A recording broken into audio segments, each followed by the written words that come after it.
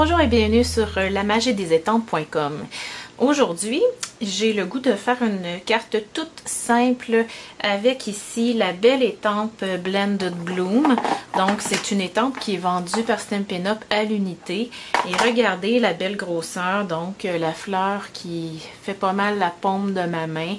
C'est une fleur qui peut être utilisée telle qu'elle ou bien peinte, imitation aquarelle, et on peut faire plein de techniques avec cette petite fleur là. Et j'ai choisi un souhait qui fait partie du jeu Souhait champêtre que j'aime beaucoup parce que j'ai souvent besoin, bon, j'aime beaucoup les polices manuscrites. J'aime aussi quand il y a deux polices de caractère dans le même vœu, mais aussi quand il y a des vœux qui sont longs. Et ici, ce qui est intéressant, c'est qu'on a des petits accents dont j'ai pas pensé à m'en servir encore, mais qui pourraient faire à eux-mêmes une carte toute seule avec le vœu. Donc, ça pourrait faire un jeu très polyvalent pour quelqu'un qui commence et qui ne veut pas acheter plein de jeux d'étampes pour commencer à confectionner des cartes. Donc, on y va en rouge-rouge. J'ancre mon étampe. Et je vais, c'est important, je m'arrange pour ne pas l'étamper. Je vais vous montrer, là, pour qu'il reste un petit jeu dans le bas ici. OK? Et là, vous allez dire pourquoi tu as fait la plus foncée quand il faut que tu nettoies ton étampe pour ensuite aller gaufrer. Eh bien, parce que je trouve qu'en partant de la... Quand notre étampe, notre fleur de couleur est étampée, après, ça va beaucoup mieux pour positionner les autres. Donc, la prochaine étape, ça va être d'aller passer l'embossing body. Voyez-vous, il me reste des traces là quand j'ai su parce que mon Stampin' Scrub, il aurait besoin d'un nettoyage. La couleur rouge est très tenace dans le Stampin' Scrub. Donc, c'est pour ça que je vais aller gaufrer en blanc. Donc, je passe l'embossing body pour enlever la statique. Et puis, je vais ancrer en Versamark et en essayant de me laisser des zones parce qu'on va aller travailler le négatif. Et on voit là, dans le fond, j'avais nettoyé mon étampe. On se garde un espace négatif. J'avais pas pensé à ça en faisant mon premier modèle. Et quand j'ai vu que je l'aimais pas et qu'il a pas assez proche de prendre la poubelle, c'est quand même rare, mais ça fait 2 fois récemment que je vous dis ça. Eh bien, je me suis dit, je vais faire attention à l'espace négatif. Donc, on en a un petit peu partout, quoique la carte est bien remplie. Donc, notre travail est bien fait. J'y vais avec de la poudre blanche.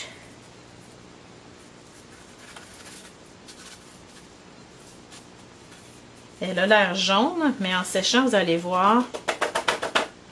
Et s'il y en a qui arrivent sur notre modèle ici, j'aurais pu passer l'embossing body dessus également. Donc, si l'encre est fraîche, ça peut aller se coller là-dessus, ce qu'on ne veut pas obtenir en fait. Et puis,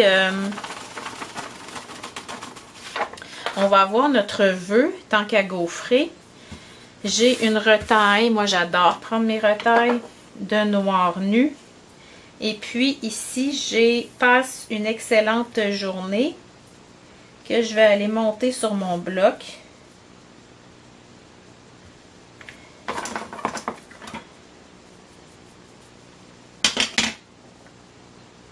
Oups, oh j'ai touché. Je vais tourner de côté.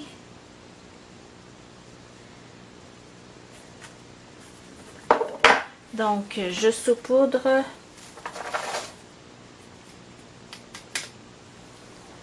On enlève, il y a souvent des petites marques et on est prêt à chauffer.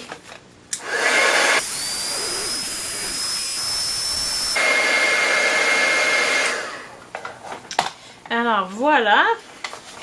Bon, je vous montre mon premier exemple. Quand je l'ai fait, j'essayais de remplir le fond au maximum. Donc, je voulais avoir le moins d'espace entre chaque fleur. Et à la fin, quand j'ai dit « Ah, c'est pas beau, faut que je trouve quelque chose, j'aime pas ça », je me suis dit « Tiens, pourquoi ne pas aller profiter de l'espace négatif pour aller placer des brillants? » Et c'est ce qui a fait que moi, j'aime cette carte-là. Il y aurait une autre chose à faire, ça serait de la monter, d'aller couper le devant et aller la monter sur un tour noir et rouge, au lieu de l'avoir seulement sur fond blanc comme ça.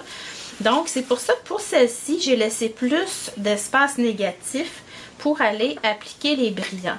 Donc, je prends le crayon de colle 2 usages. Et je vais avoir le temps de faire toute ma surface. Si vous n'avez pas assez de colle qui coule, il faut presser, là, peser. Et puis vous allez voir, le bleu va redescendre dans la mine. Donc c'est la colle. Et cette colle-là, elle me sert beaucoup, entre autres pour les framelits, quand je vais découper des formes très très minces. J'aime ça coller avec ça. Il n'y en a pas partout. Donc, ça m'aide beaucoup. Alors, je vais dans mes brillants diamants resplendissants. Et oui, c'est une vieille carte d'assurance maladie que vous voyez dans le fond. Des fois, ça m'aide à ramasser les brillants. Alors, voyez-vous, ce qu'on pourrait faire, je viens d'avoir une idée. Dans le fond, j'ai 2 petits trous à bloquer. Et puis, oh, c'est vrai. Ben, je vais le faire après. OK? Je viens d'avoir une petite idée. Je vais aller bloquer mes 2 petits trous. Bon. Alors, je pose en dimension ici et en diagonale ma petite bannière. Donc, tu sais, si on la mettait droite, ça pourrait être beau aussi. J'ai décidé d'y aller un petit peu croche. Faire changement. Quand on a à couper, que ce soit un ruban ou un bout de carton sur un devant de carte, c'est toujours mieux d'aller couper par en arrière. On a moins tendance ainsi à aller embarquer sur le dessus qu'en y allant en ligne droite par l'arrière. Je ne sais pas si vous me comprenez.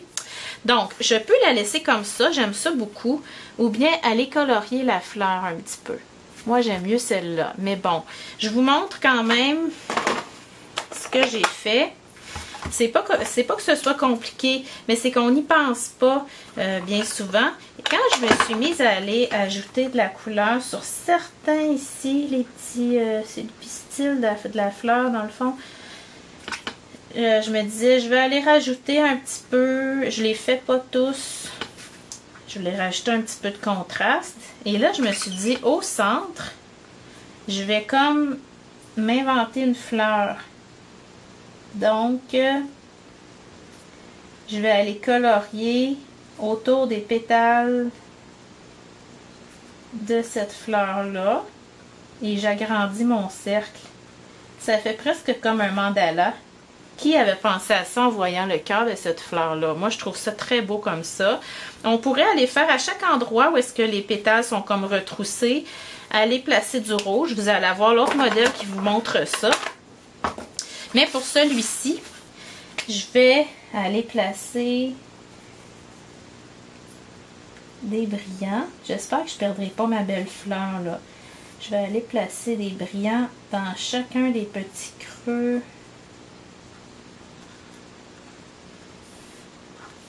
Et là, j'improvise, là. C'est une idée que je viens d'avoir. Ça m'arrive souvent quand je bricole, surtout en vidéo. Et là, des fois, j'essaie. Des fois, c'est mieux que d'autres. D'autres fois, non.